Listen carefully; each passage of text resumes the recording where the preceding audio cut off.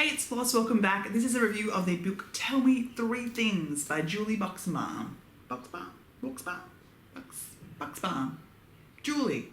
Now, I saw this book, I was in the US and I was sitting in the Penguin Random House offices and they were having all the covers of the latest books flash across their screen. And I saw this book cover and I was like, hello, waffles. Waffles. And waffles shaped in a love heart. That sounds like it'd be kind of my kind of book. And I was like, oh, I might pick that up one day. And then I was at the Barnes & Noble not half an hour later, and it was there, and it was a new release. And I was like, oh yeah, great. And then I saw a review that compared it to Simon versus the Homo sapiens agenda, and I was like, in the basket, in it goes. And I can actually say it is fantastic. I loved it. It's a great contemporary, fun, mixed with a deeper emotions read that I just was really, those books that you pick up unexpectedly and just kind of go, I'll give it a shot, and you just walk away going, glad I did, glad I gave that a shot. It tells the story of Jessie, who has just moved from Chicago, where she was living in a modest, average house and going to the local high school, to LA.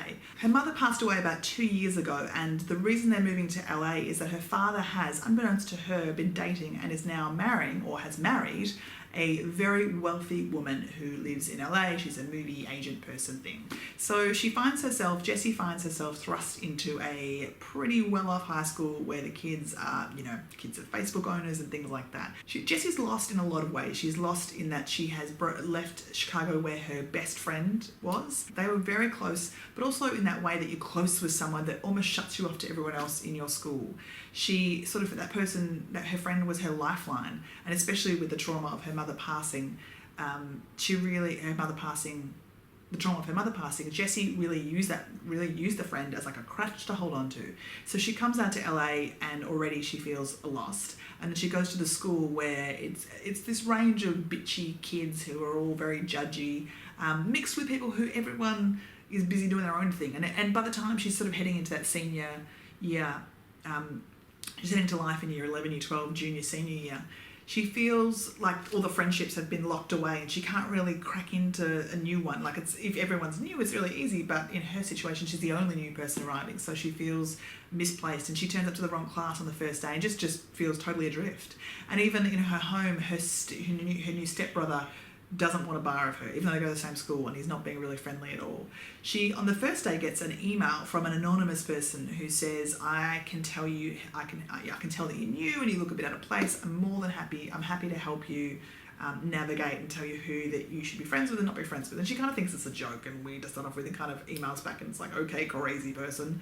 But then they get into a bit of a banter, and this person recommends a friend, a girl that she sits near, would be a good person that she'd connect with, and a few other things that help Jessie see that this person is actually meaning well while not revealing their identity. There are a few possible suspects that we meet along the way, and at various points you hope for one person or the other. I love this book for a number of reasons. I loved the exploration of grief and how it doesn't just sort of finish, and that it changes, and how different people in families hide in grief. And I think the relationship between Jessie and her father, and how they were both kind of handling the death of her mother, was really interesting and beautifully done in terms of adults make mistakes, and unfortunately he was making some mistakes in ignoring Jessie or trying to get things back on track without acknowledging that. I also loved the idea of what really connected to me was that Jessie felt alone, in that she was realising that her dependence on her friendship from Chicago was going to not get her through, because in LA she had to make new friends, and what that was like, and stepping outside yourself and being brave with friends that being brave to make the steps. I found that really beautifully explored, and even the relationships in the book with the potential somebody nobodies, who is the email person. You kind of, at various points, I was rooting for different people. I will say I was rooting for the right person, the person who it was revealed to be. Yay!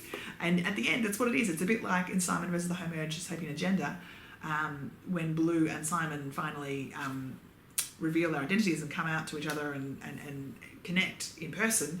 It's just a happy moment where you're like, yes, this is awesome, yay. And that's what I liked about it. It was a great little love story, and little is not a derogatory word. It was a simple contemporary romance that I really enjoyed reading. That's a quick, easy read. You feel happy at the end of it. It gives you some thoughts about your own friendships and family and how you relate to people, what you do and don't share about yourself. And it was just a lovely little read. Tell Me Three Things by Julie Buxbaum. It is out in the US. I'm not sure who the Australian publishers are of this book or if rights have been sold to an Australian publisher. You should read it. It's gorgeous. It's lovely. Beautiful.